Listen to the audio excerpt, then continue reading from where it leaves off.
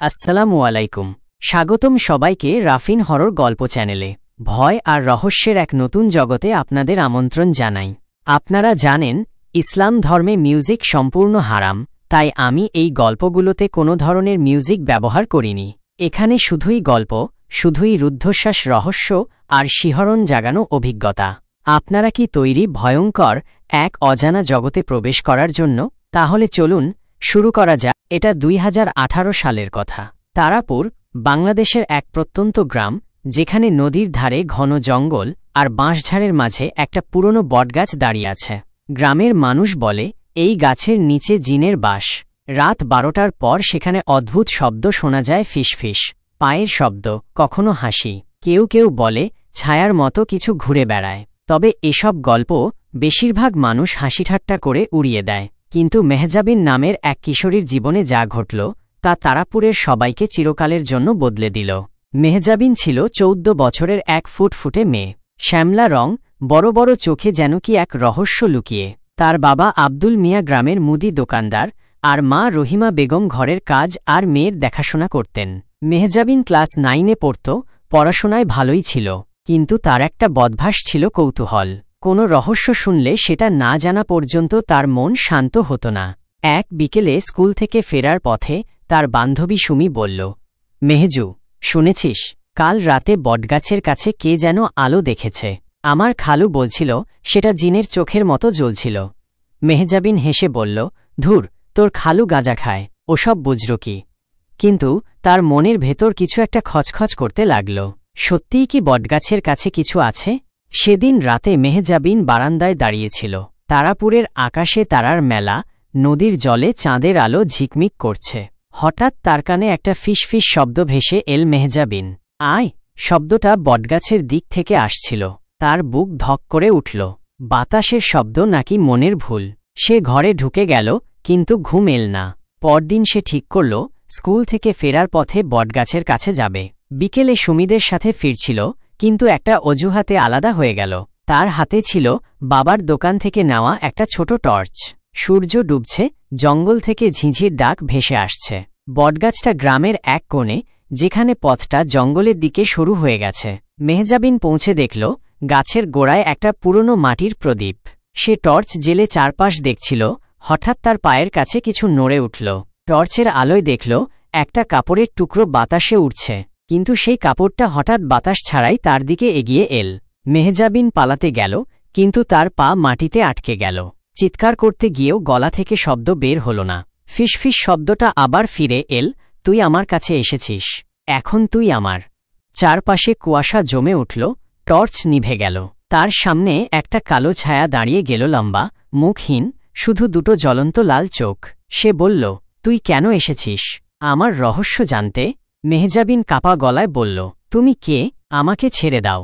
ছায়াটা হাসল, একটা ভয়ঙ্কর হাসি, যেন অনেক কণ্ঠ একসাথে।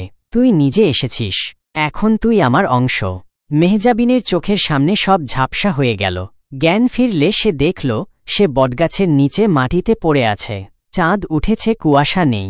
তার শরীরে অদ্ভুত দুর্বলতা। সে কোনো মতে বাড়ি ফিরল। রহিমা বেগম জিজ্ঞেস করলেন, এত দেরি কেন? মেহজাবিন কিছু না বলে ঘরে ঢুকে দরজা বন্ধ করল। সারারাত সেই লাল চোখ তার স্বপ্নে ফিরে এল। পরদিন সকালে সে সতেজ বোধ করল, কিন্তু চোখের নিচে কালো দাগ। মা জিজ্ঞেস করলেন, তোর চোখে কালি কেন? সে বলল, পড়ার টেনশন। কিন্তু স্কুলে সুমি লক্ষ্য করল মেহজাবিন চুপচাপ, মাঝে মধ্যে এমন তাকাচ্ছে যেন কিছু দেখছে। সুমি বলল, তুই ঠিক আছিস? মেহজাবিন হাসল, কিন্তু হাসিতে শীতলতা। কয়েকদিন পর থেকে অদ্ভুত ঘটনা শুরু হল। মেহজাবিনের ঘরের জানালা রাতে নিজে থেকে খুলে যেত। বিছানার নিচে খসখস শব্দ, কিন্তু কিছু পাওয়া যেত না। গ্রামের মানুষ তার দিকে অদ্ভুত তাকাত। হাফেজ সাহেব বললেন, আব্দুল, তোর মেয়ের চোখে ছায়া, কবিরাজ দেখা। রহিমা বেগম লক্ষ্য করলেন মেহজাবিন ঘুমের মধ্যে কথা বলে, আমি তোমার সাথে থাকব। এক রাতে তিনি তার ঘরে একটা ছায়া দেখলেন, কিন্তু চিৎকার করতেই সেটা গায়েব। আব্দুল মিয়া ও রহিমা বেগম মেহজাবিনকে কবিরাজ হাকিম সাহেবের কাছে নিয়ে গেলেন। হাকিম তাকে দেখে বললেন, এই মেয়ের সাথে শক্তিশালী জিন লেগেছে, এটা সাধারণ নয়। তিনি তাবিজ দিলেন, কিন্তু মেহজাবিনের চোখ হঠাৎ সাদা হয়ে গেল, শরীর কাঁপল, আর একটা অমানুষিক কণ্ঠ বলল, হাকিম, তুই আমাকে থামাতে পারবি না। মেহজাবিন আমার। হাকিম বললেন, আমার আর সময় লাগবে, এটা অনেক পুরনো শক্তি। মেহজাবিন বাড়ি ফিরল, কিন্তু তার চোখে শূন্যতা। সে কথা কম বলত। রহিমা বেগম তার পাশে থাকতেন, কিন্তু মাঝে মধ্যে মেহজাবিন ঘুমের মধ্যে হাসত, যেন কারো সাথে কথা বলছে। গ্রামে অদ্ভুত ঘটনা। সুমির গরুর গায়ে আঁচড়ের দাগ, নদীতে কাশেম চাচার মৃতদেহ। মানুষ বলতে লাগল, জিনের অভিশাপ। মেহজাবিন সুমিকে বলল, তোদের গরু রাতে কারো সাথে খেলছিল। সুমি ভয় পেল। এক রাতে মেহজাবিনের ঘরের দেয়ালে অজানা ভাষায় চিহ্ন দেখা গেল। রহিমা বেগম ভয়ে কাঁপলেন। মেহজাবিন বলল, আমি কিছু করিনি, কিন্তু তার চোখে অদ্ভুত চকচকে ভাব। সেই রাতে সে বাড়ির পেছনের কুয়োর কাছে গিয়ে ফিসফিস করছিল। গলা তার নিজের নয়। হাকিম সাহেব বললেন, আমি একা পারব না, পাশের গ্রামে ফকির আলী শাহ আছেন, তাকে ডাকব। আলী শাহ এলেন, লম্বা, রোগা, চোখে আলো। তিনি মেহজাবিনকে দেখে বললেন, এই জিন তারাপুরের মাটির সাথে জড়িত। এটা শুধু মেহজাবিন নয়, গ্রামকেও চায়। তারা ঠিক করলেন, মেহজাবিনকে বটগাছের কাছে নিয়ে যাবেন। সেই রাতে তারা বটগাছের কাছে গেল। আলী শাহ মাটিতে বৃত্ত আঁকলেন, মেহজাবিনকে বসিয়ে মন্ত্র পড়তে শুরু করলেন। হঠাৎ ঝড় উঠল। মেহজাবিনের শরীর কাঁপল, তার গলা থেকে অমানুষিক কণ্ঠ বলল, তুই আমাকে থামাতে পারবি না, এই গ্রাম আমার। তার হাত পায়ের দড়ি ছিঁড়ে গেল, চোখ লাল হয়ে জ্বলল। সে লাফ দিয়ে অন্ধকারে মিশে গেল। মেহজাবিনের পালিয়ে যাওয়ার পর তারাপুর গ্রামে যেন অন্ধকার নেমে এল। আকাশে মেঘ জমল, দূরের জঙ্গল থেকে অদ্ভুত শব্দ ভেসে আসছিল, যেন কেউ হাসছে, কেউ কাঁদছে। গ্রামের মানুষ ভয়ে মসজিদে আশ্রয় নিল। আলী শাহ ও হাকিম সাহেব ফিরে এসে বললেন, জিনটা এখন মেহজাবিনের শরীরে আরও শক্তিশালী হয়েছে। আমাদের তাকে খুঁজে বের করতে হবে। কিন্তু কোথায় খুঁজবেন? মেহজাবিন যেন বাতাসে মিলিয়ে গেছে। তরহিমা বেগম কাঁদতে কাঁদতে বললেন, আমার মেয়েটাকে ফিরিয়ে দিন। ও কেন এমন হল? আব্দুল মিয়া চুপ করে বসে রইলেন। তিনি মনে মনে ভাবছিলেন, হয়তো তারা কোনো ভুল করেছে। আলী শাহ বললেন, এই জিন শুধু মেহজাবিনকে চায় না, এটা তারাপুরের মাটির গভীরে লুকিয়ে আছে। আমাদের জানতে হবে, এটা কেন ফিরে এল। পরদিন সকালে গ্রামের বুড়ো নানু মিয়াকে ডাকা হল। নানু মিয়া ছিলেন গ্রামের সবচেয়ে বয়স্ক মানুষ, যিনি তারাপুরের পুরনো গল্প জানতেন। তিনি ধীর গলায় বললেন, এই বটগাছটা আগে ছিল একটা পবিত্র জায়গা। 100 বছর আগে এখানে মানুষ জিনের পূজা করত। একজন রাজা ছিল, তার নাম ছিল জাহাঙ্গীর। তার বউ রানী মালেকা নাকি জিনের সাথে চুক্তি করেছিল। রানী মারা যাওয়ার পর জিনটা পাগল হয়ে গেল। তারপর থেকে এই গাছের নিচে কেউ গেলে আর ফিরত না। নানু মিয়া থামলেন, তার চোখে ভয়। মেহজাবিন যদি ওই গাছের কাছে গিয়ে থাকে, তাহলে জিনটা তাকে বেছে নিয়েছে। আলী শাহ জিজ্ঞেস করলেন, কিভাবে জিনটাকে বন্দী করা হয়েছিল? নানু মিয়া বললেন, একজন ফকির, নাম ছিল কাদের শাহ। তিনি জিনটাকে গাছের নিচে বন্দী করেছিলেন একটা তাবিজ দিয়ে। কিন্তু তিনি বলে গিয়েছিলেন, যদি কেউ ওই তাবিজ ভাঙে, জিনটা ফিরে আসবে। আলী শাহ ও হাকিম সাহেব পরস্পরের দিকে তাকালেন। মেহজাবিন কি সেই তাবিজ ভেঙেছে? এদিকে সুমি মেহজাবিনকে খুঁজতে বাড়ি থেকে বের হয়ে গেল। সে জঙ্গলের দিকে গেল, যেখানে বটগাছটা ছিল। তার মনে একটা জেদ, তার বান্ধবীকে ফিরিয়ে আনতেই হবে। জঙ্গলের ভেতর সে একটা পুরনো পথ খুঁজে পেল, যেটা বটগাছের পেছনে আরও গভীরে চলে গেছে। পথের শেষে ছিল একটা ভাঙা মন্দিরের ধ্বংসাবশেষ। দেয়ালে অদ্ভুত চিহ্ন, মাটিতে পুরনো প্রদীপ আর মোমবাতির অবশেষ। সুমির বুক কেঁপে উঠল। হঠাৎ তার পেছনে একটা শব্দ হল, যেন কেউ পাতা মারিয়ে হাঁটছে। সে পেছন ফিরে দেখল, কেউ নেই, কিন্তু তার হাতের টর্চটা নিজে থেকে নিভে গেল। সুমি ভয়ে কাঁপতে কাঁপতে ডাকল, মেহজু, তুই এখানে? কোনো উত্তর নেই, শুধু একটা ফিসফিস শব্দ। সুমি, তুই কেন এসেছিস? সুমি চারপাশে তাকাল, কিন্তু কিছু দেখতে পেল না। হঠাৎ তার পায়ের কাছে একটা পুরনো লকেট পড়ে থাকতে দেখল। লকেটটা খুলতেই তার ভেতর থেকে একটা কালো ধোঁয়া বেরিয়ে এল, আর সুমির চোখের সামনে একটা ছায়া দাঁড়িয়ে গেল। ছায়াটা বলল, তুই মেহজাবিনের মতো কৌতূহলী, তুইও আমার হতে পারিস। সুমি চিৎকার করে দৌড়ে পালাল গ্রামে ফিরে। সুমি আলী শাহকে লকেটের কথা বলল। আলী শাহ লকেটটা দেখে বললেন, এটা কাদের শাহের তাবিজের একটা অংশ। মেহজাবিন হয়তো এটাই ভেঙেছে। তিনি আরও বললেন, জিনটা এখন মেহজাবিনের শরীরে আছে, কিন্তু এটা তার আসল রূপ নয়। আমাদের মন্দিরের সেই ধ্বংসাবশেষে যেতে হবে, ওখানেই জিনের শক্তির উৎস। সেই রাতে গ্রামে আর একটা ঘটনা ঘটল। মেহজাবিনের বাড়ির কাছে একটা বড় গাছ হঠাৎ উপরে পড়ল, যেন কেউ জোরে ধাক্কা দিয়েছে। গ্রামের মানুষ ভয়ে কাঁপছিল। রহিমা বেগম বললেন, আমার মেয়েটা কোথায়? ওকে আর ফিরবে না? আলী শাহ তাকে শান্ত করে বললেন, আমি তাকে ফিরিয়ে আনব, কিন্তু এর জন্য গ্রামের সবাইকে এক হতে হবে। পরদিন আলী শাহ, হাকিম সাহেব আর সুমি মন্দিরের ধ্বংসাবশেষের দিকে রওনা দিল। তাদের সাথে গেলেন গ্রামের কয়েকজন সাহসী যুবক। জঙ্গলের ভেতর পথটা অন্ধকার, গাছের ডালপালা যেন তাদের আটকাতে চাইছিল। মন্দিরে পৌঁছে তারা দেখল দেয়ালের চিহ্নগুলো জ্বলজ্বল করছে। আলী শাহ বললেন, এটা জিনের শক্তির চিহ্ন, এখানে কিছু একটা লুকানো আছে। তারা মন্দিরের মাটি খুঁড়তে শুরু করল। কিছুক্ষণ পর একটা পুরনো বাক্স বেরিয়ে এল। বাক্সের উপরে ছিল সেই একই চিহ্ন। আলী শাহ বাক্সটা খুলতে গেলেন, কিন্তু হঠাৎ মাটি কেঁপে উঠল। একটা ভয়ঙ্কর গর্জন শোনা গেল, আর মন্দিরের দেয়াল থেকে কালো ধোঁয়া বেরিয়ে এল। সুমি চিৎকার করে বলল, ওটা কি? আলী শাহ বললেন, জিনটা এখানে, এটা আমাদের থামাতে চায়। ধোঁয়ার মধ্যে থেকে একটা আকৃতি বেরিয়ে এল। এটা ছিল মেহজাবিন, কিন্তু তার চোখ লাল, চুল বাতাসে উড়ছে, আর মুখে অদ্ভুত হাসি। সে বলল, তোরা আমার বাড়িতে এসেছিস, এখন তোরাও আমার হবি। আলী শাহ মন্ত্র পড়তে শুরু করলেন, কিন্তু মেহজাবিনের হাত থেকে একটা অদৃশ্য শক্তি বেরিয়ে তাদের পেছনে ঠেলে দিল। সুমি মেহজাবিনের দিকে তাকিয়ে বলল, মেহজু, তুই এটা না, ফিরে আয়। মেহজাবিনের মুখে এক মুহূর্তের জন্য দ্বিধা ফুটে উঠল, কিন্তু তারপর সে আবার হাসল। হঠাৎ মন্দিরের মাঝে একটা গর্ত দেখা গেল। গর্ত থেকে ঠান্ডা বাতাস বেরোচ্ছিল। আলী শাহ বললেন, এই গর্ত জিনের শক্তির উৎস, আমাদের এটা বন্ধ করতে হবে। কিন্তু মেহজাবিন তাদের কাছে এগিয়ে আসছিল। তার হাতে ছিল সেই লকেট যেটা সুমি পেয়েছিল। সে লকেটটা মাটিতে ছুঁড়ে ফেলল, আর গর্ত থেকে আরও কালো ধোঁয়া বেরিয়ে এল। আলী শাহ চিৎকার করে বললেন, পিছনে সরে যাও। কিন্তু ততক্ষণে মেহজাবিন গর্তের কাছে দাঁড়িয়ে গেছে। সে বলল, এটা আমার বাড়ি, তোরা এখান থেকে বেরোবি না। মন্দিরের গর্ত বন্ধ হয়ে গিয়েছিল।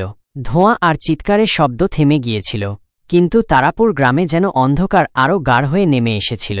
মেহজাবিনের শরীর ফিরিয়ে আনা হয়েছিল, তার হাত পা ঠান্ডা, মুখ ফ্যাকাশে, চোখ বন্ধ। রহিমা বেগম তার পাশে বসে কাঁদছিলেন, তার হাত মেহজাবিনের কপালে।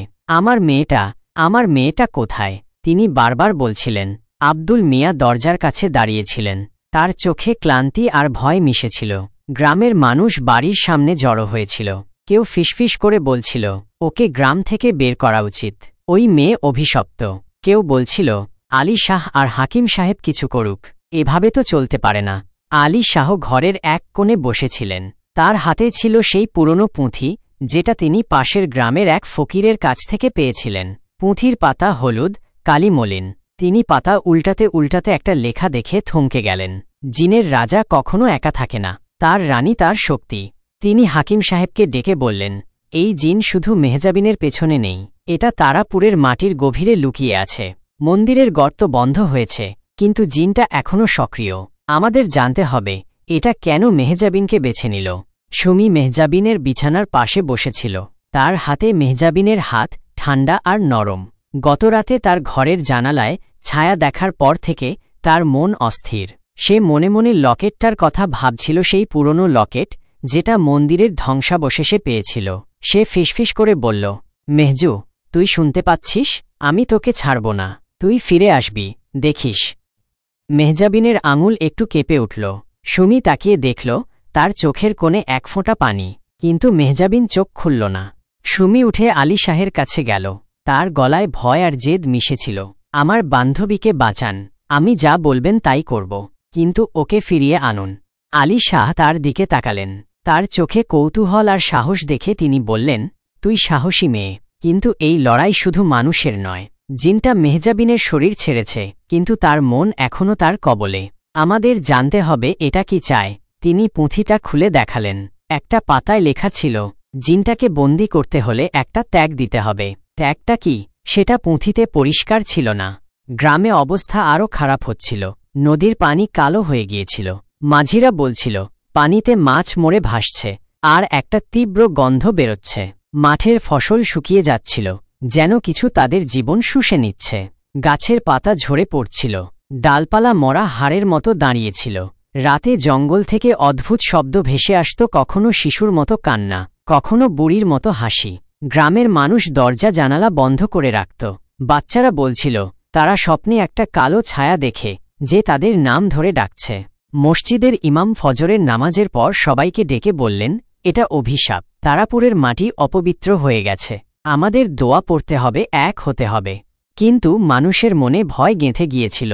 কেউ কেউ বলতে শুরু করল মেহজাবিনের পরিবারকে গ্রাম ছাড়তে বলা উচিত, তারা এই বিপদ ডেকে এনেছে। আব্দুল মিয়া এই কথা শুনে চুপ করে থাকতেন, কিন্তু তার মুখে কষ্ট স্পষ্ট ছিল।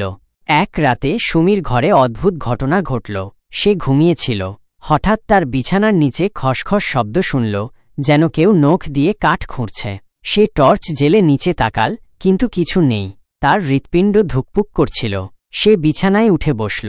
হঠাৎ তার ঘরের দেয়ালে একটা ছায়া পড়ল, লম্বা, মুখহীন, শুধু দুটো জ্বলন্ত লাল চোখ। সে চিৎকার করতে গেল, কিন্তু গলা থেকে শব্দ বের হল না। ছায়াটা ফিসফিস করে বলল, সুমি, তুই আমার পরবর্তী, তুই মেহজাবিনের মতো হবি। সুমির হাত পা ঠান্ডা হয়ে গেল। সে চোখ বন্ধ করে দোয়া পড়তে শুরু করল। যখন চোখ খুলল, ছায়াটা গায়েব, কিন্তু তার বিছানার পাশে একটা পুরনো কাপড়ের টুকরো পড়েছিল। সেটা দেখতে ঠিক সেই কাপড়ের মতো যেটা মেহজাবিন বটগাছের কাছে দেখেছিল। কাপড়ের উপরে ছিল অদ্ভুত চিহ্ন, যেন রক্ত দিয়ে আঁকা। সুমি কাঁপতে কাঁপতে কাপড়টা তুলে নিল। তার হাতে গরম লাগছিল, যেন কাপড়টা জীবন্ত। সে ভোর হওয়ার আগেই আলী শাহের বাড়িতে ছুটে গেল। দরজায় ধাক্কা দিয়ে বলল, আলী শাহ, আমাকে বাঁচান, ও আমার পেছনে লেগেছে। আলী শাহ দরজা খুলে তাকে ভেতরে নিলেন। কাপড়ের টুকরোটা দেখে তার মুখ গম্ভীর হয়ে গেল। তিনি বললেন, এটা জিনের চিহ্ন, এটা তোকে বেছে নিয়েছে। তুই মেহজাবিনের কাছাকাছি ছিলি, তাই এটা এখন তোর পেছনে। আমাদের সময় কম। আলী শাহ গ্রামের বুড়ো নানু মিয়াকে ডাকলেন। নানু মিয়া কাঁপা হাতে কাপড়টা দেখে বললেন, এই চিহ্ন আমি আগেও দেখেছি।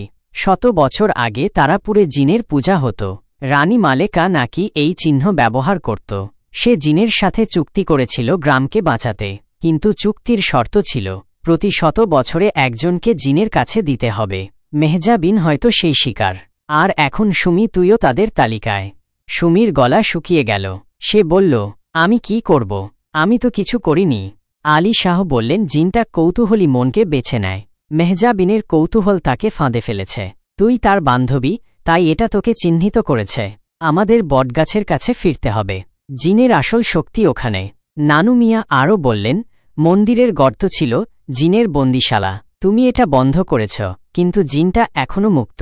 বটগাছের নিচে কিছু লুকিয়ে আছে। কাদের শাহ, যিনি জিনটাকে বন্দী করেছিলেন, তিনি ওখানে একটা তাবিজ রেখে গিয়েছিলেন। সেটা খুঁজে বের করতে হবে। আলী শাহ ঠিক করলেন তারা বটগাছের কাছে ফিরে যাবে। তিনি হাকিম সাহেব, সুমি আর গ্রামের কয়েকজন সাহসী যুবককে সাথে নিলেন। তারেক, গ্রামের মাঝি, আর রফিক, যে সবসময় ছুরি কোমরে রাখত, তাদের সাথে যোগ দিল। মেহজাবিনকে সাথে নেওয়া সম্ভব ছিল না। তার শরীর এখনও দুর্বল, মন শূন্য।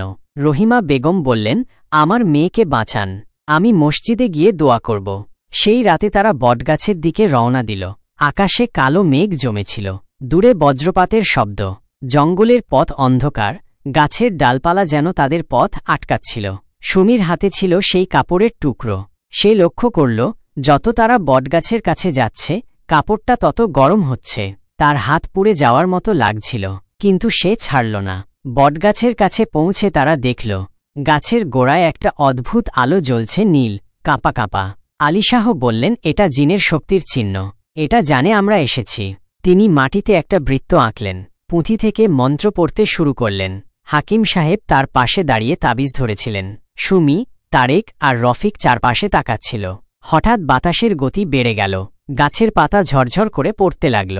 সুমির হাতের কাপড়টা হঠাৎ জ্বলে উঠল। সে ভয়ে চিৎকার করে ফেলে দিল। কাপড়টা মাটিতে পড়ে ধোঁয়া ছাড়তে লাগল। আলী শাহ বললেন, শান্ত থাক, জিনটা আমাদের ভয় দেখাতে চায়। গাছের নিচে কালো ধোঁয়া জমতে শুরু করল। ধোঁয়ার মধ্যে থেকে একটা আকৃতি গড়ে উঠল, লম্বা, মুখহীন, দুটো জ্বলন্ত লাল চোখ। এটা মেহজাবিনের মতো দেখাচ্ছিল, কিন্তু তার শরীর যেন বাতাসে ভাসছে। সে বলল, তোরা আবার এসেছিস? আমি এই গ্রামের রাজা, মেহজাবিন আমার রানী, আর তুই সুমি, তুই আমার পরবর্তী। তার কণ্ঠ গভীর, অমানুষিক। সুমির পা কাঁপছিল, কিন্তু সে পিছিয়ে গেল না। সে বলল, তুই আমার বান্ধবীকে ছাড়, তুই যেই হোস, আমি তোকে ভয় পাই না। আলী শাহ মন্ত্র পড়তে থাকলেন। তিনি একটা তাবিজ গাছের গোড়ায় গেঁথে দিলেন। ধোঁয়ার আকৃতি চিৎকার করে উঠল, যেন ব্যথা পেয়েছে। কিন্তু হঠাৎ গাছের ডাল থেকে একটা শব্দ হল যেন কেউ নখ দিয়ে কাঠ খুঁড়ছে। সবাই উপরে তাকাল। গাছের ডালে কয়েকটা ছায়া ঝুলছিল, মুখহীন, লাল চোখ, তাদের হাতে নখের মতো কিছু ঝকঝক করছিল। তারা হাসছিল, যেন তারা খেলা দেখছে। তারেক ভয়ে পালাতে গেল। একটা ছায়া তার পায়ে ধরে টেনে ফেলল। সে চিৎকার করল, আমাকে বাঁচাও। রফিক ছুরি বের করে ছায়ার দিকে তাক করল, কিন্তু ছায়াটা বাতাসে মিশে গেল। হাকিম সাহেব বললেন, এরা জিনের সেবক, আমাদের শুধু রাজার সাথে লড়তে হবে। আলী শাহ মন্ত্র আরও জোরে পড়তে লাগলেন। ধোঁয়ার আকৃতি মেহজাবিনের রূপ ছেড়ে একটা বিশাল কালো ছায়ায় রূপান্তরিত হল। এটার চোখ জ্বলছিল, হাতে নখের মতো কিছু ঝকঝক করছিল। এটা বলল, তোরা আমার বাড়িতে এসেছিস, এখন তোরা আমার হবি। সুমি মাটিতে পড়ে থাকা কাপড়ের টুকরোটা দেখল, চিহ্নগুলো জ্বলছিল। সে আলী শাহকে বলল, এটা কি করব? আলী শাহ বললেন, এটা জিনের শক্তির অংশ, এটাকে ধ্বংস করতে হবে। সুমি কাপড়টা তুলে নিল। তার হাত পুড়ে যাচ্ছিল, কিন্তু সে দাঁতে দাঁত চেপে গাছের গোড়ায় গেল। সে কাপড়টা মাটিতে ফেলে তার উপর মাটি চাপা দিল। ধোঁয়ার আকৃতি আরেকটা চিৎকার করল। গাছের ডাল থেকে ছায়াগুলো একে একে নিচে পড়তে লাগল, যেন তাদের শক্তি কমে গেছে। কিন্তু ঠিক তখনই গাছের নিচে মাটি ফেটে গেল। একটা গর্ত তৈরি হল, মন্দিরের গর্তের মতো। গর্ত থেকে ঠান্ডা বাতাস বেরোচ্ছিল। ফিসফিস শব্দ শোনা যাচ্ছিল, সুমি, তুই আমার। সুমি ভয়ে পিছিয়ে গেল। আলী শাহ বললেন, এটা জিনের ফাঁদ, আমাদের এটা বন্ধ করতে হবে। তিনি পুঁথি থেকে আরেকটা মন্ত্র পড়তে শুরু করলেন। হঠাৎ গর্ত থেকে একটা কালো হাত বেরিয়ে এল। নখগুলো লম্বা, ধারালো। হাতটা সুমির পা ধরে টানতে শুরু করল। সুমি চিৎকার করল, আমাকে বাঁচান। রফিক ছুরি দিয়ে হাতটার দিকে আঘাত করল, কিন্তু ছুরিটা বাতাসে আঘাত করল। তারেক মাটি থেকে একটা পাথর তুলে হাতটার উপর ছুঁড়ল। হাতটা একটু পিছিয়ে গেল, কিন্তু সুমিকে ছাড়ল না। আলী শাহ তাবিজটা গর্তের দিকে ছুঁড়ে ফেললেন। তাবিজটা গর্তে পড়তেই একটা প্রচণ্ড আলো জ্বলে উঠল। গর্তটা কাঁপতে কাঁপতে বন্ধ হয়ে গেল। ধোঁয়ার আকৃতি আবার মেহজাবিনের রূপে ফিরে এল। সে বলল, তোরা আমাকে থামাতে পারবি না, আমি এই গ্রামের মাটি, এই বাতাস, আমি ফিরব। সে হাসতে হাসতে বাতাসে মিশে গেল। গাছের আলো নিভে গেল, বাতাস থেমে গেল। সবাই হাঁপাচ্ছিল। আলী শাহ বললেন, আমরা এটাকে দুর্বল করেছি, কিন্তু এটা শেষ হয়নি। মেহজাবিনের মন এখনও তার কবলে। গ্রামে ফিরে তারা দেখল, মেহজাবিন চোখ খুলেছে, কিন্তু তার চোখে কোনো আলো নেই। সে ফিসফিস করে বলল, সুমি, তুই সাবধান, ও তোকে চায়। সুমির বুক কেঁপে উঠল। সে আলী শাহের দিকে তাকাল। আলী শাহ বললেন, জিনটা এখন তোকে বেছে নিয়েছে, আমাদের আরেকটা উপায় খুঁজতে হবে। তিনি পুঁথিটা খুললেন। সেখানে একটা নতুন পাতা যোগ হয়েছে। পাতায় লেখা ছিল, রানীকে মুক্ত করতে হলে রাজার হৃদয় ভাঙতে হবে। তারাপুরের রাত যেন আরও গভীর হয়ে এল। আকাশে মেঘের আড়ালে চাঁদ লুকিয়ে গিয়েছিল, জঙ্গল থেকে ঝিঁঝির ডাক থেমে গিয়েছিল। গ্রামের বাড়িগুলোর জানালা বন্ধ, দরজায় তালা। মেহজাবিনের ফিসফিস কথা, সুমি, তুই সাবধান, ও তোকে চায়, সুমির মাথায় বারবার ঘুরছিল। সে রহিমা বেগমের পাশে বসে মেহজাবিনের হাত ধরেছিল। তার হৃৎপিণ্ড ধুকপুক করছিল। আলী শাহ পুঁথির নতুন পাতাটা বারবার পড়ছিলেন, রানীকে মুক্ত করতে হলে রাজার হৃদয় ভাঙতে হবে। কিন্তু রাজার হৃদয় কি? এটা কি জিনের শক্তির উৎস, নাকি অন্য কিছু? আলী শাহ হাকিম সাহেবকে ডেকে বললেন, এই পুঁথির লেখা সোজা নয়, জিনটা আমাদের সাথে খেলছে। এটা মেহজাবিনকে ছেড়েছে, কিন্তু এখন সুমির পেছনে লেগেছে। আমাদের বটগাছের তাবিজটা খুঁজে বের করতে হবে, আর জানতে হবে রাজার হৃদয় কি। হাকিম সাহেব মাথা নাড়লেন। কিন্তু ফকির, গ্রামের মানুষ এখন ভয়ে পাগল। তারা মেহজাবিনের পরিবারকে দোষ দিচ্ছে। আমাদের সময় কম। সুমি উঠে দাঁড়াল। তার চোখে ভয় ছিল, কিন্তু সেখানে একটা জেদও ছিল। আমি পালাব না। মেহজু আমার বান্ধবী, ওর জন্য আমি যা করতে হয় করব। আলী শাহ তার দিকে তাকালেন। তুই সাহসী সুমি, কিন্তু জিনটা কৌশলী। এটা তোকে ফাঁদে ফেলতে চায়। তুই যা দেখবি, যা শুনবি, সব বিশ্বাস করিস না। সেই রাতে সুমি ঘুমাতে পারল না। তার ঘরের জানালা দিয়ে ঠান্ডা বাতাস আসছিল। হঠাৎ তার কানে একটা শব্দ ভেসে এল, খসখস, যেন কেউ মেঝেতে নখ দিয়ে আঁচড়াচ্ছে। সে বিছানায় উঠে বসল। ঘর অন্ধকার, শুধু জানালা দিয়ে চাঁদের একটু আলো ঢুকছে। সে টর্চ জ্বালতে গেল, কিন্তু তার হাত কাঁপছিল। শব্দটা কাছে এল, এখন তার বিছানার নিচে। সে ধীরে ধীরে নিচে তাকাল। টর্চের আলোয় কিছুই নেই, কিন্তু তার পায়ের কাছে একটা পুরনো কাগজ পড়েছিল। কাগজটা দেখতে মলিন, কোণে রক্তের মতো দাগ। সে কাঁপা হাতে কাগজটা তুলল। তাতে অদ্ভুত হরফে লেখা ছিল, যেন কেউ তাড়াহুড়োয় লিখেছে। সুমি পড়তে পারল না, কিন্তু তার মনে হল কাগজটা তার হাতে গরম হয়ে উঠছে। সে চিৎকার করে মাকে ডাকতে গেল, কিন্তু তার গলা থেকে শব্দ বের হল না। ঘরের দেয়ালে একটা ছায়া পড়ল, লম্বা, মুখহীন, দুটো লাল চোখ জ্বলছে। ছায়াটা ফিসফিস করে বলল, সুমি, তুই আমার কাছে আসবি, তুই আমার রানী হবি। সুমির শরীর ঠান্ডা হয়ে গেল। সে চোখ বন্ধ করে দোয়া পড়তে শুরু করল। যখন চোখ খুলল, ছায়াটা নেই, কিন্তু কাগজটা তার হাতে ছিল। সে তাড়াতাড়ি কাগজটা বিছানার নিচে লুকিয়ে ফেলল। তার মনে হল এটা জিনের ফাঁদ। ভোর হওয়ার আগেই সুমি আলী শাহের বাড়িতে ছুটে গেল। কাগজটা দেখিয়ে বলল, এটা আমার ঘরে ছিল, আমি কিছু বুঝতে পারছি না, ও আমাকে ডাকছে। আলী শাহ কাগজটা দেখে মুখ গম্ভীর করে বললেন, এটা জিনের চিহ্ন। এই হরফ শুধু তারাই লেখে যারা জিনের সাথে চুক্তি করে। তুই এটা পেয়েছিস, মানে জিনটা তোকে একা ছাড়বে না। তিনি হাকিম সাহেবকে ডেকে বললেন, আমাদের বটগাছের নিচে ফিরতে হবে, তাবিজটা খুঁজে বের করতে হবে, আর এই কাগজ, এটা আমাদের কাছে রাখতে হবে। পরদিন গ্রামের মানুষ জড়ো হল মসজিদে। আলী শাহ সবাইকে বললেন, তারাপুরের মাটি এখন অপবিত্র, জিনটা আমাদের দুর্বল করতে চায়, আমাদের এক হতে হবে। কিন্তু মানুষের মনে ভয় আর অবিশ্বাস।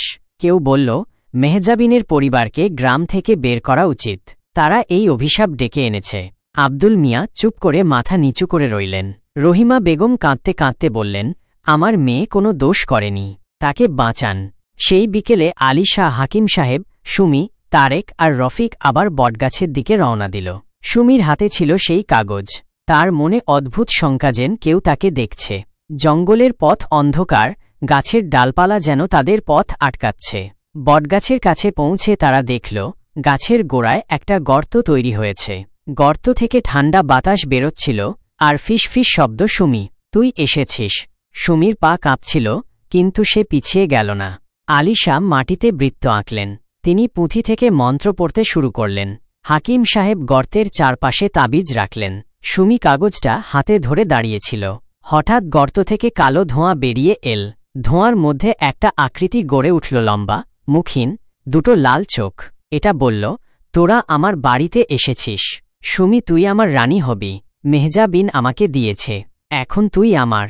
সুমি চিৎকার করে বলল, মেহজু কখনো তা করবে না, তুই মিথ্যে বলছিস। ধোঁয়ার আকৃতি হাসেল, একটা ভয়ঙ্কর হাসি, যেন হাজার কণ্ঠ একসাথে। গাছের ডাল থেকে ছায়াগুলো নেমে এল। তাদের হাতে ধারালো নখ, ঝকঝক করছিল। তারেক ভয়ে পিছিয়ে গেল। রফিক ছুরি বের করে বলল, আমি এদের থামাব। কিন্তু ছায়াগুলো বাতাসে মিশে গেল। হঠাৎ সুমির হাতের কাগজটা জ্বলে উঠল। সে ভয়ে ফেলে দিল, কিন্তু কাগজটা মাটিতে পড়ে ধোঁয়া ছাড়তে লাগল। ধোঁয়ার মধ্যে থেকে একটা নতুন আকৃতি বেরিয়ে এলেটা মেহজাবিনের মতো দেখাচ্ছিল, কিন্তু তার চোখে কোনো আলো নেই। সে বলল, সুমি, আমি পালাতে পারিনি, তুইও পারবি না। সুমির চোখে পানি চলে এল।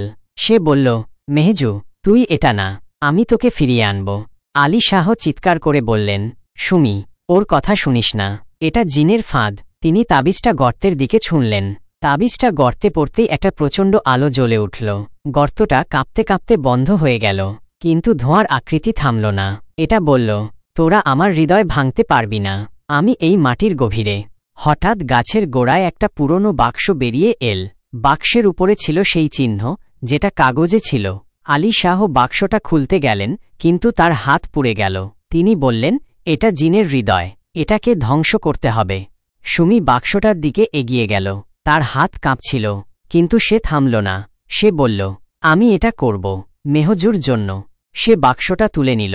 বাক্সটা গরম ছিল, যেন জীবন্ত। ধোঁয়ার আকৃতি চিৎকার করে বলল, সুমি থাম, তুই এটা করলে আমি তোকে ছাড়ব না। কিন্তু সুমি থামল না। সে বাক্সটা মাটিতে আছড়ে ফেলল। বাক্সটা ভেঙে গেল, আর তার ভেতর থেকে একটা কালো পাথর বেরিয়ে এল। পাথরটা জ্বলছিল, যেন আগুনের মতো। সুমি পাথরটার দিকে তাকাল। তার মনে হল পাথরটা তার নাম ডাকছে। সে পাথরটা তুলে নিল। তার হাত পুড়ে যাচ্ছিল, কিন্তু সে ছাড়ল না। আলী শাহ বললেন, সুমি, পাথরটা গর্তে ফেল। সুমি পাথরটা গর্তের দিকে ছুঁড়ল। পাথরটা গর্তে পড়তেই একটা ভয়ঙ্কর গর্জন শোনা গেল। গাছটা কাঁপতে শুরু করল। ধোঁয়ার আকৃতি ছটফট করতে লাগল। তারপর বাতাসে মিশে গেল। গাছের ডাল থেকে ছায়াগুলো একে একে পড়ে গেল। গর্তটা বন্ধ হয়ে গেল। সবকিছু শান্ত হয়ে গেল, কিন্তু সুমির হাতে এখনও পোড়ার দাগ ছিল। সে মাটিতে বসে পড়ল, তার চোখে পানি। আলী শাহ বললেন, তুই সাহস দেখিয়েছিস। জিনটা দুর্বল হয়েছে, কিন্তু এটা শেষ হয়নি। তারা গ্রামে ফিরল। মেহজাবিন চোখ খুলেছিল, কিন্তু তার মুখে হাসি ছিল না। সে ফিসফিস করে বলল, সুমি, ও ফিরবে, ও আমাকে বলেছে। সেই রাতে সুমির ঘরে আবার শব্দ হল, খসখস, যেন কেউ নখ দিয়ে দেয়াল আঁচড়াচ্ছে। সে চোখ খুলল। তার বিছানার পাশে একটা নতুন কাগজ পড়েছিল। কাগজে লেখা ছিল, সুমি, আমি ফিরব, তুই আমার রানী। সুমির হাত থেকে কাগজটা পড়ে গেল। তার বুকের ভেতর একটা ঠান্ডা শিহরণ খেলে গেল। ঘর অন্ধকার, শুধু জানালা দিয়ে চাঁদের মলিন আলো এসে মেঝেতে ছায়া ফেলেছে। কাগজের লেখাটা, সুমি, আমি ফিরব, তুই আমার রানী, যেন তার মাথার ভেতর গেঁথে গেল। সে বিছানায় উঠে বসল। তার হৃৎপিণ্ড ধুকপুক করছিল।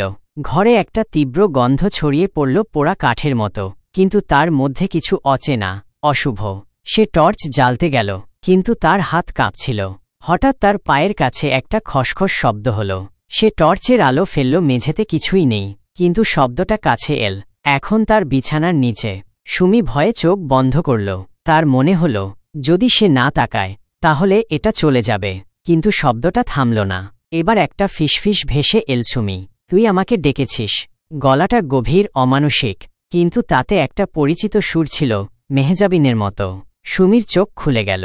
তার বিছানার পাশে একটা ছায়া দাঁড়িয়েছিল, লম্বা, মুখহীন, শুধু দুটো লাল চোখ জ্বলছে। ছায়াটা তার দিকে হাত বাড়াল। হাতের নখগুলো লম্বা, ধারালো, যেন রক্তে ভেজা। সুমি চিৎকার করতে গেল, কিন্তু তার গলা থেকে শব্দ বের হল না। হঠাৎ ঘরের দরজায় ধাক্কার শব্দ হল। সুমি, দরজা খোল। এটা তার মায়ের গলা। ছায়াটা ফিরে তাকাল, তারপর বাতাসে মিশে গেল। সুমি দৌড়ে গিয়ে দরজা খুলল। তার মা, রশিদা বেগম, ভয়ার্ত মুখে বললেন, তুই চিৎকার করছিলি না? আমি শুনলাম। সুমি মাথা নাড়ল। আমি শোনা, আমি কিছু করিনি। কিন্তু তার হাতে এখনও কাগজটা ধরা ছিল। সে তাড়াতাড়ি কাগজটা লুকিয়ে ফেলল। তার মনে হল, এটা কাউকে দেখানো ঠিক হবে না। ভোর হওয়ার আগেই সুমি আলী শাহের বাড়ির দিকে ছুটল। রাস্তায় কুয়াশা জমেছিল, গ্রাম নিস্তব্ধ। তার পায়ের নিচে পাতা মচমচ করছিল, কিন্তু তার মনে হল আরেকটা পায়ের শব্দ তার পেছনে। সে থমকে দাঁড়াল। পেছন ফিরল, কেউ নেই। তবু তার মনে হল কেউ তাকে দেখছে। আলী শাহের বাড়ি পৌঁছে সে দরজায় ধাক্কা দিল। ফকির সাহেব, আমাকে বাঁচান। আলী শাহ দরজা খুললেন। তার চোখে ক্লান্তি, হাতে পুঁথিটা। সুমি কাগজটা দেখিয়ে বলল, এটা আমার ঘরে ছিল, ও আমাকে ছাড়ছে না। আলী শাহ কাগজটা দেখে মুখ গম্ভীর করে বললেন, এটা জিনের চিহ্ন, এটা তোকে একা ছাড়বে না। তুই যখন পাথরটা ধ্বংস করেছিস তখন জিনটা দুর্বল হয়েছে, কিন্তু এটা মরেনি। এটা এখন তোর মনের ভেতর ঢুকতে চায়। তিনি হাকিম সাহেবকে ডেকে বললেন, আমাদের রাজার হৃদয়ের সত্যি অর্থ খুঁজে বের করতে হবে। পাথরটা ছিল এর একটা অংশ, কিন্তু পুরোটা নয়। গ্রামে ততক্ষণে অদ্ভুত ঘটনা বেড়ে গিয়েছিল। নদীর পানি এখনও কালো, মাঝে মধ্যে তাতে বুদবুদ উঠছিল, যেন কিছু জীবন্ত লুকিয়ে আছে। গ্রামের মাঠে ফসল আরও শুকিয়ে গিয়েছিল। রাতে বাচ্চারা স্বপ্নে ছায়া দেখছিল। একটা বাচ্চা বলল, আমি দেখলাম একটা লম্বা মানুষ আমার নাম ডাকছিল, তার চোখ লাল ছিল। গ্রামের মানুষ মেহজাবিনের পরিবারের দিকে আরও আঙুল তুলতে শুরু করল। কেউ বলল, ওই মেয়েকে গ্রামে রাখলে আমরা সবাই মরব। আব্দুল মিয়া চুপ করে থাকতেন, কিন্তু তার চোখে কষ্ট আর রাগ মিশেছিল। মেহজাবিন তখনও বিছানায় শুয়েছিল, তার চোখ খোলা, কিন্তু সেখানে কোনো আলো নেই। রহিমা বেগম তার পাশে বসে দোয়া পড়ছিলেন। মাঝে মধ্যে মেহজাবিন ফিসফিস করে বলত, ও আমাকে ছাড়েনি, ও সুমিকে চায়। রহিমা বেগম ভয়ে কাঁপতেন, কিন্তু মেয়ের হাত ছাড়েননি। এক রাতে তিনি মেহজাবিনের ঘরে একটা অদ্ভুত শব্দ শুনলেন, যেন কেউ নখ দিয়ে দেয়াল খুঁড়ছে। তিনি টর্চ জেলে দেখলেন, দেয়ালে নতুন চিহ্ন এঁকে গেছে অজানা ভাষায়, রক্তের মতো লাল। তিনি চিৎকার করে আব্দুল মিয়াকে ডাকলেন, কিন্তু যখন তারা ফিরে এল, চিহ্নগুলো গায়েব। সুমি ঠিক করল সে আর অপেক্ষা করবে না। সে আলী শাহকে বলল, আমি জিনের সাথে লড়ব, মেহজুকে ফিরিয়ে আনতে হবে। আলী শাহ মাথা নাড়লেন, তুই সাহসী, কিন্তু জিনটা কৌশলী। এটা তোর মনের দুর্বলতা খুঁজে বের করবে। আমাদের জানতে হবে রাজার হৃদয় আসলে কি। তিনি পুঁথির পাতা উল্টে বললেন, এখানে লেখা আছে, রাজার হৃদয় একটা জীবন্ত জিনিস। এটা কোনো পাথর বা বাক্স নয়, এটা হয়তো কারো মন। সেই রাতে তারা আবার বটগাছের দিকে রওনা দিল। আলী শাহ, হাকিম সাহেব, সুমি, তারেক আর রফিক তাদের সাথে যোগ দিল গ্রামের আরেক যুবক কাশেম, যে বলল, আমার বাবা নদীতে মরেছে, আমি এর শেষ দেখতে চাই। জঙ্গলের পথ আরও অন্ধকার হয়ে এসেছিল। গাছের ডালপালা যেন তাদের দিকে হাত বাড়াচ্ছিল। সুমির হাতে ছিল সেই কাগজ।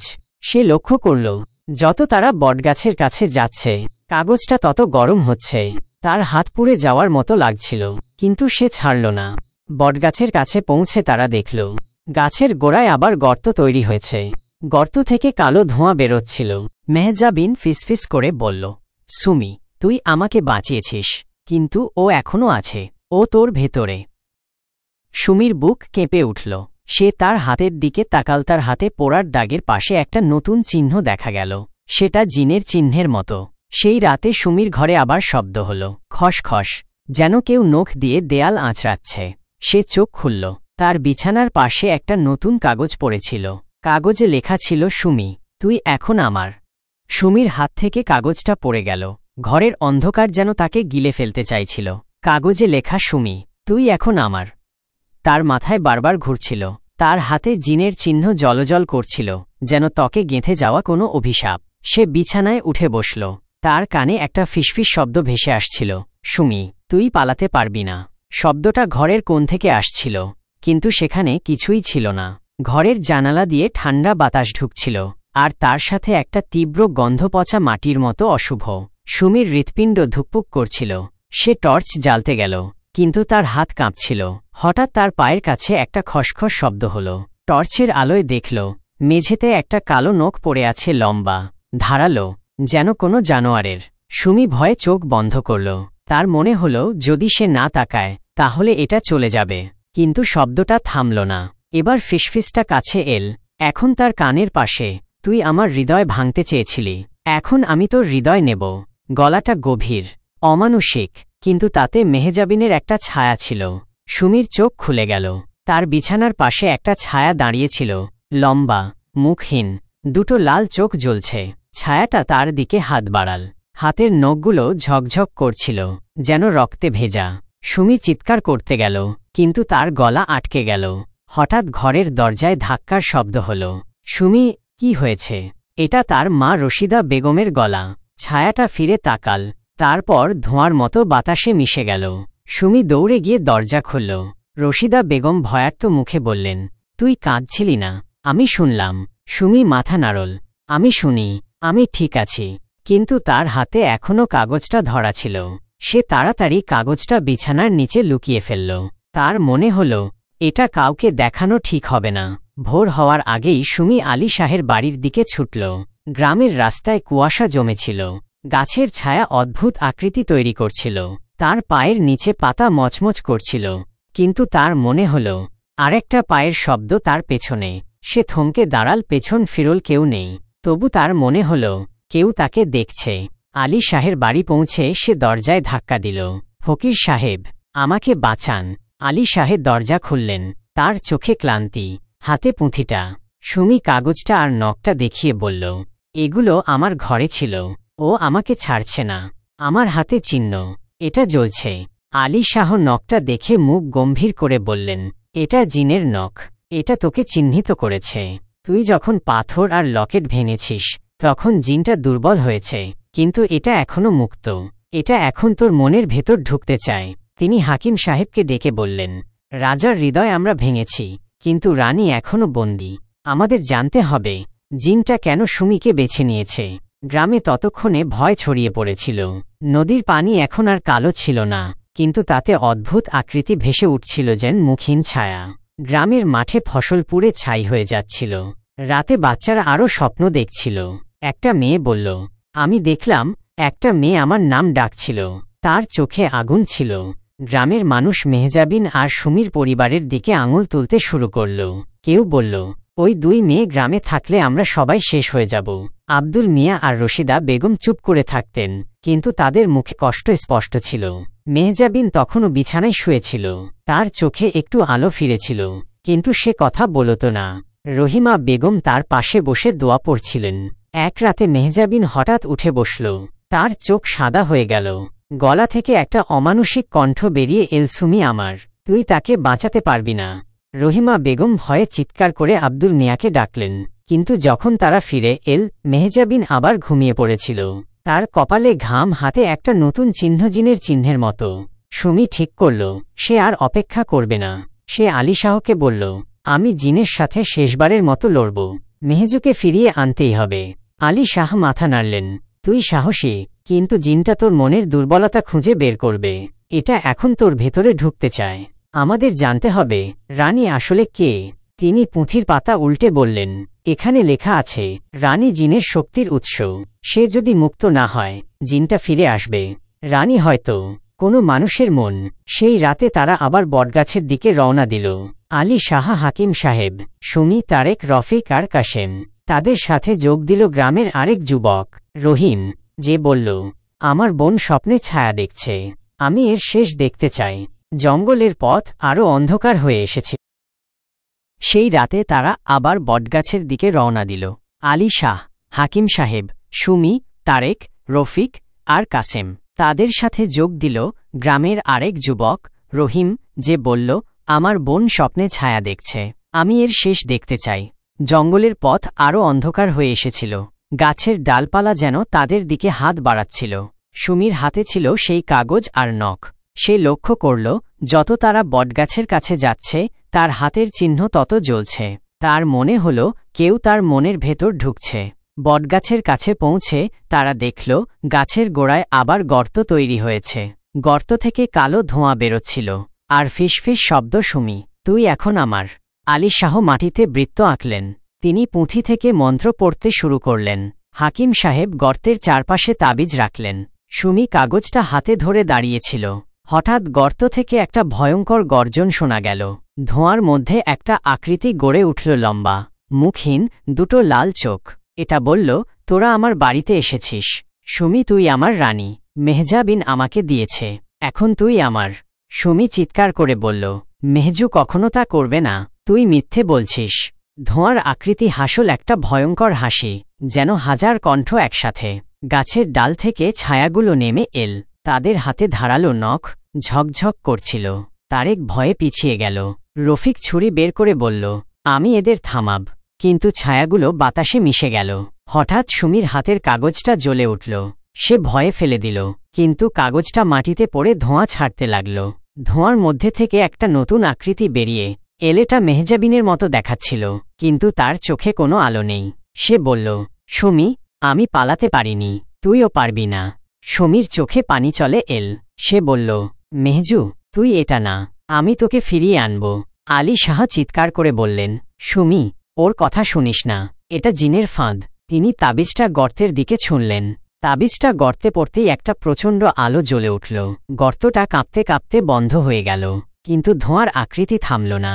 এটা বলল, তোরা আমাকে থামাতে পারবি না। আমি এই মাটির গভীরে। হঠাৎ গাছের গোড়া একটা পুরনো আয়না বেরিয়ে এল। আয়নার কাঁচ ভাঙা, তার ওপরে জিনের চিহ্ন খোদাই করা। আলী শাহ আয়নাটা দেখে বললেন, এটা জিনের হৃদয়ের শেষ অংশ। এটার ভেতর রানী বন্দী। সুমি আয়নাটার দিকে এগিয়ে গেল। তার হাত কাঁপছিল, কিন্তু সে থামল না। আয়নার কাছে তার প্রতিবিম্ব দেখা গেল, কিন্তু তার চোখ লাল ছিল। সে ভয়ে পিছিয়ে গেল। আয়না থেকে একটা ফিসফিস শব্দ বেরিয়ে এল, সুমি, তুই আমার। ধোঁয়ার আকৃতি চিৎকার করে বলল, আয়নাটা ভাঙিস না।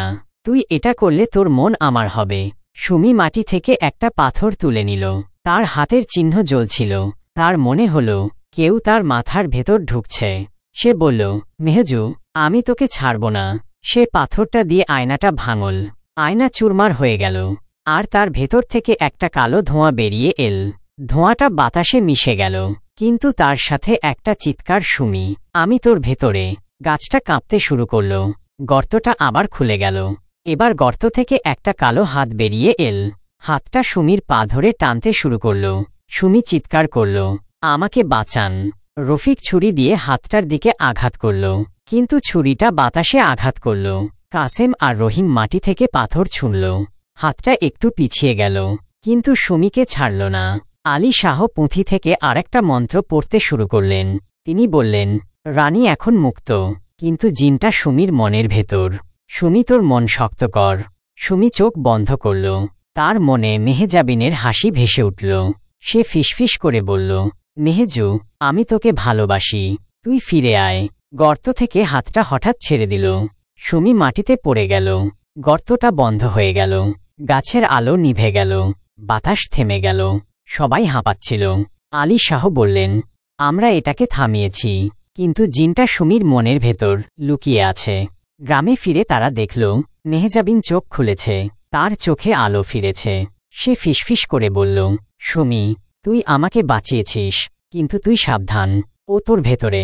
সুমির হাতের চিহ্ন আরও গাঢ় হয়ে গিয়েছিল। সে আলী শাহের দিকে তাকাল। আলী শাহ বললেন, জিনটা এখন তোর মনের সাথে জড়িয়ে গেছে।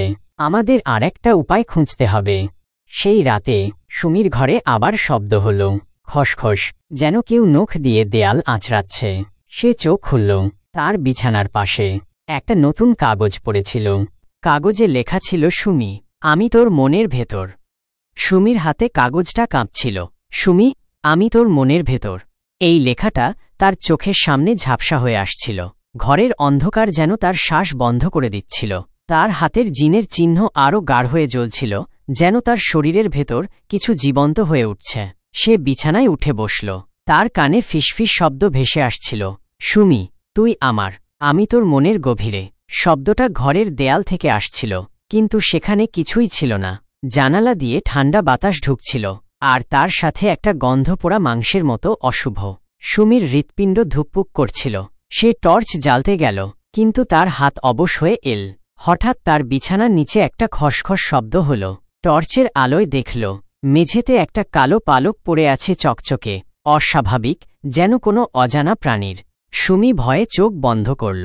তার মনে হল যদি সে না তাকায় তাহলে এটা চলে যাবে, কিন্তু ফিসফিসটা কাছে এল। এখন তার কানের পাশে, তুই আমাকে ডেকেছিস, সুমি, তুই আমার রানী। গলাটা গভীর, অমানুষিক, কিন্তু তাতে মেহজাবিনের একটা ছায়া ছিল। সুমির চোখ খুলে গেল।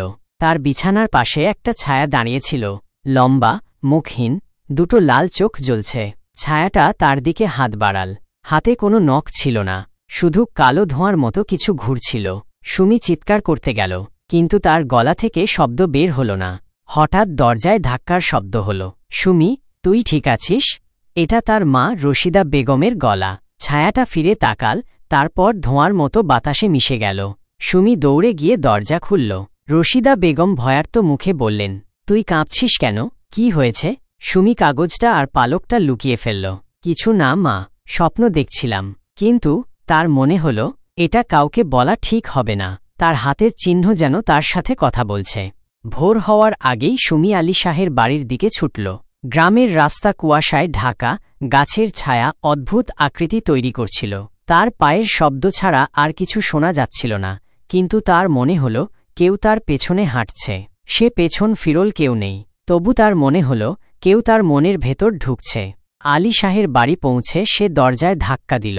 ফকির সাহেব, আমাকে বাঁচান। আলী শাহ দরজা খুললেন। তার চোখে ক্লান্তি, হাতে পুঁথিটা। সুমি কাগজটা আর পালকটা দেখিয়ে বলল, এগুলো আমার ঘরে ছিল, আমার হাতের চিহ্ন। এটা আমাকে ডাকছে। আমি আর পারছি না। আলী শাহ পালকটা দেখে মুখ গম্ভীর করে বললেন, এটা জিনের পালক। এটা তার শক্তির একটা অংশ। তুই এটা পেয়েছিস, মানে জিনটা এখন তোর মনের গভীরে ঢুকে গেছে। আমাদের জানতে হবে এটা কোথা থেকে এসেছে, কেন এত শক্তিশালী, আর কেন তোকে বেছে নিয়েছে।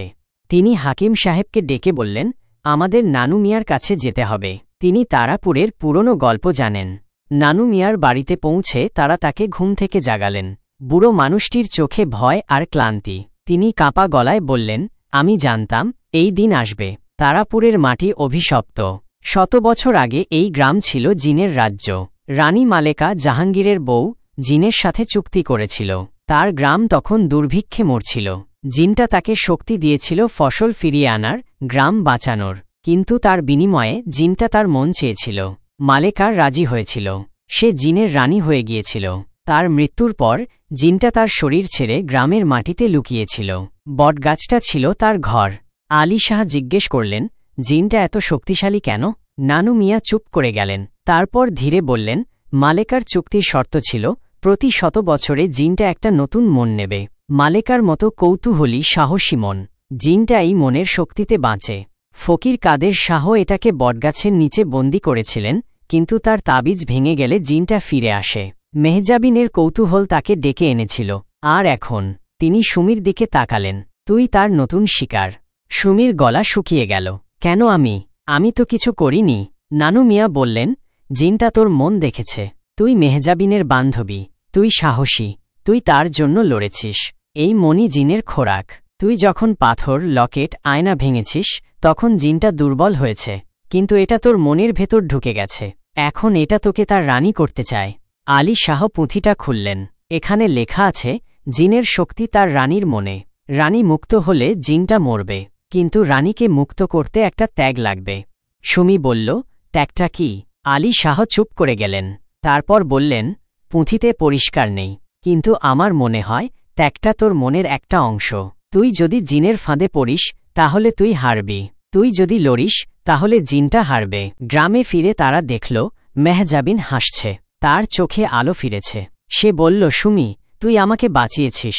কিন্তু সেই রাতে সুমির ঘরে আবার শব্দ হল, খসখস, যেন কেউ নখ দিয়ে দেয়াল আঁচড়াচ্ছে। সে চোখ খুলল। তার বিছানার পাশে একটা নতুন কাগজ পড়েছিল। কাগজে লেখা ছিল, সুমি, আমি ফিরব। সুমির হাত থেকে কাগজটা পড়ে গেল। সুমি, আমি ফিরব। লেখাটা তার চোখের সামনে যেন আগুনের অক্ষরে জ্বলছিল।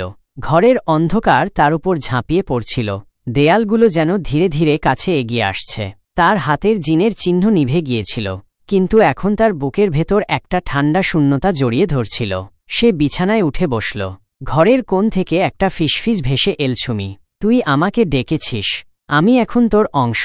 শব্দটা তার কানে নয়, তার মাথার ভেতর গুঞ্জনের মতো বাজছিল। জানালার বাইরে কুয়াশা জমেছিল, কিন্তু তার মধ্যে একটা ছায়া ঘুরছিল, লম্বা, মুখহীন, দুটো লাল চোখ যেন তার প্রতিটি নিঃশ্বাস গুনছে। সুমির হাত কাঁপছিল। সে টর্চ জ্বালতে গেল, কিন্তু তার আঙুল অবশ হয়ে এল। হঠাৎ বিছানার নিচে একটা খসখস শব্দ হল, যেন কেউ নখ দিয়ে কাঠ খুঁড়ছে। সে টর্চের আলো ফেলল।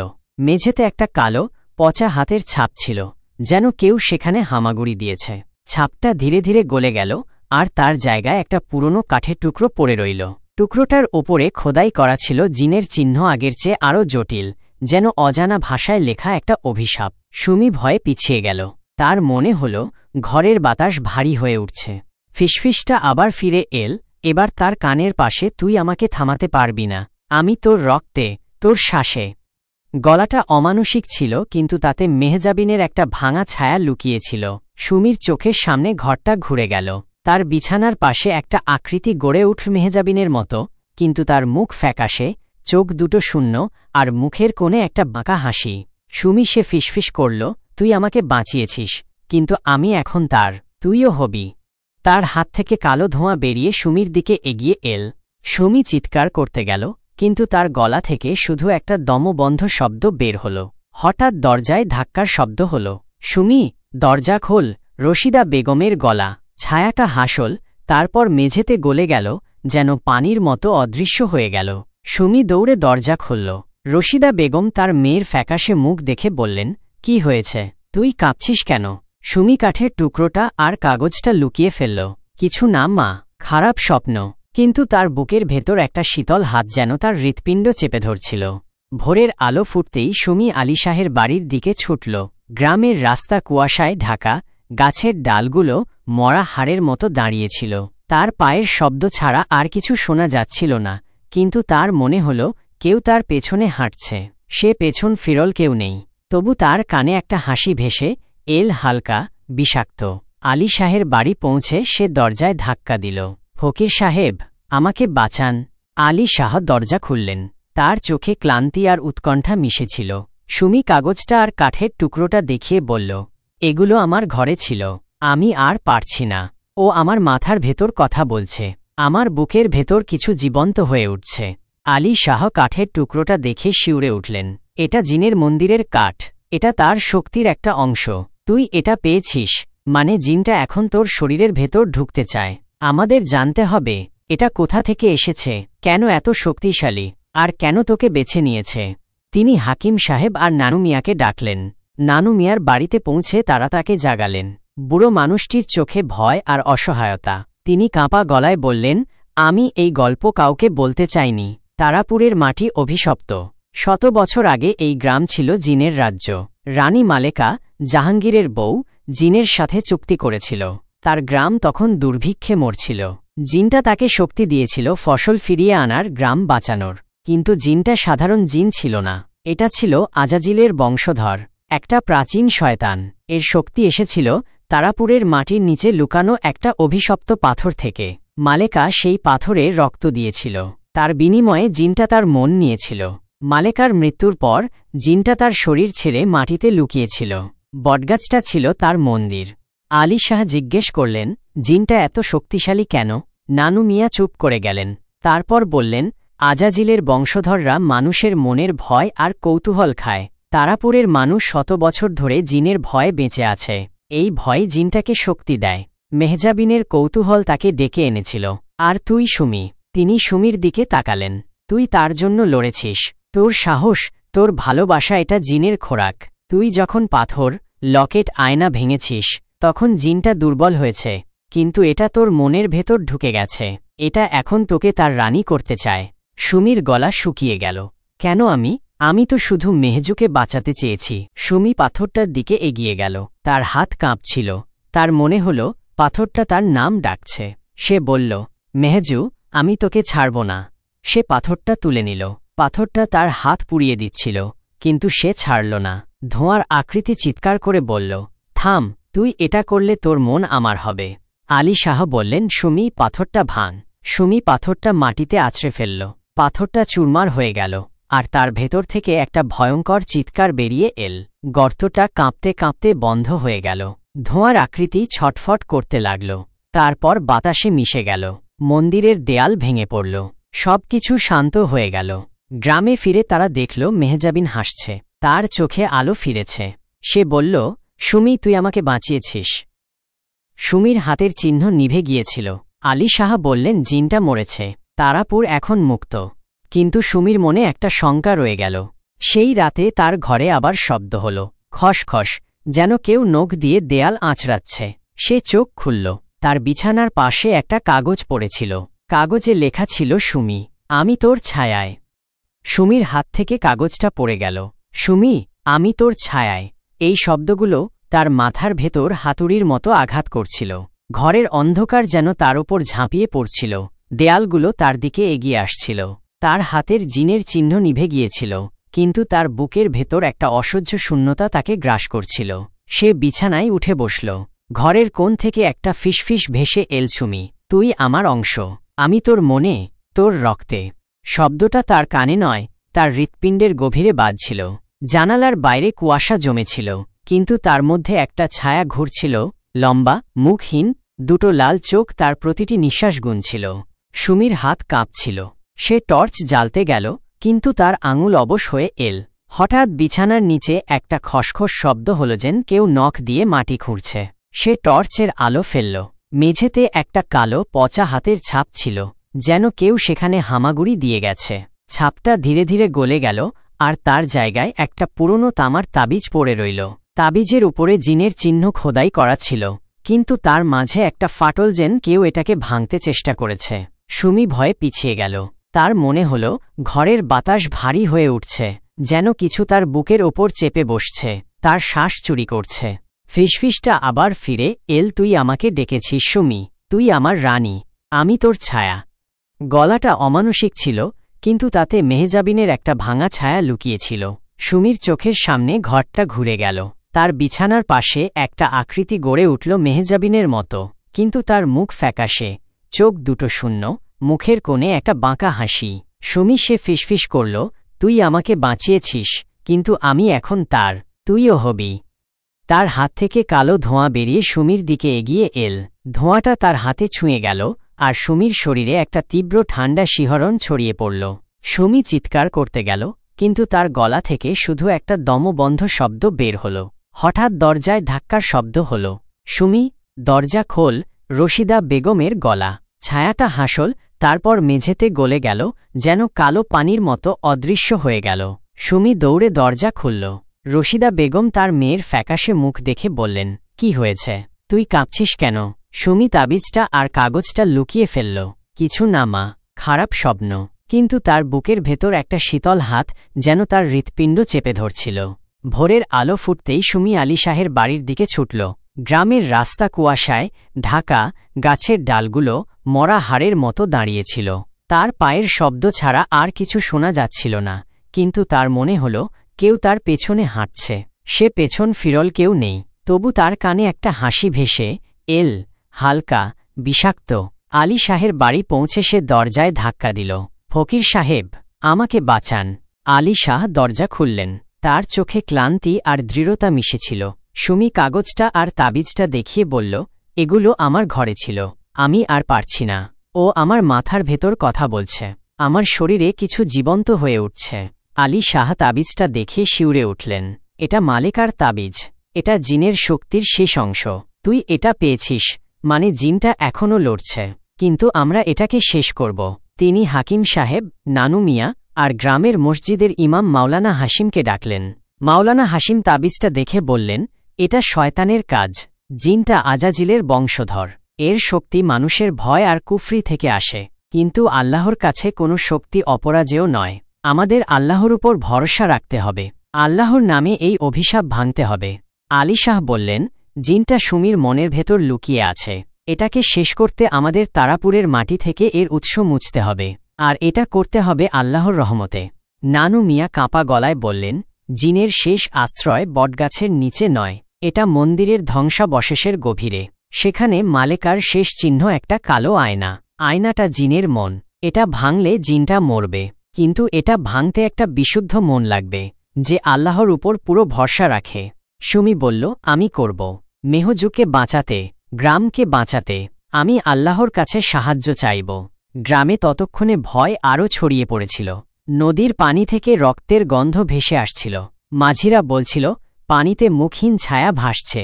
মাঠে পোড়া ফসলের মাঝে জিনের চিহ্ন জ্বলছিল। রাতে বাচ্চারা কাঁদছিল। একটা মেয়ে বলল, আমি দেখলাম একটা মেয়ে আমার দিকে তাকিয়ে হাসছিল, তার মুখে চোখ ছিল না।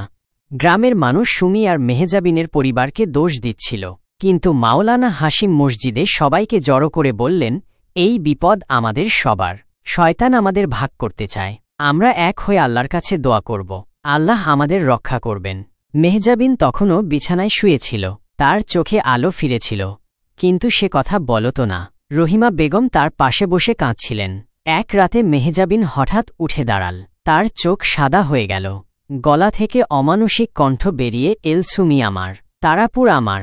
তার হাত থেকে কালো ধোঁয়া বেরিয়ে দেয়ালে ছড়িয়ে পড়ল। দেয়ালে চিহ্ন এঁকে গেল রক্তের মতো লাল। রহিমা বেগম চিৎকার করে আব্দুল মিয়াকে ডাকলেন, কিন্তু যখন তারা ফিরে এল, মেহজাবিন মাটিতে পড়েছিল, তার কপালে ঘাম। সুমি ঠিক করল, এটাই শেষ লড়াই। সে আলী শাহ, মাওলানা হাসিম আর গ্রামের সবাইকে বলল, আমরা একসাথে লড়ব, আল্লাহ আমাদের সাথে আছেন, আমি জিনের মুখোমুখি হব। মাওলানা হাসিম বললেন, তুই সাহসী সুমি, কিন্তু এই লড়াই শুধু তোর নয়, আমরা সবাই দোয়া করব, আল্লাহর নামে এই অভিশাপ ভাঙব। সেই রাতে তারা মন্দিরের ধ্বংসাবশেষের দিকে রওনা দিল। আলী শাহ, হাকিম সাহেব, মাওলানা হাসিম, সুমি, তারেক, রফিক, কাসেম, রহিম আর গ্রামের শতাধিক মানুষ। জঙ্গলের পথ অন্ধকার, গাছের ডালপালা যেন তাদের গলা টিপে ধরছিল। সুমির হাতে ছিল তাবিজটা। তার মনে হল কেউ তার মাথার ভেতর হাসছে।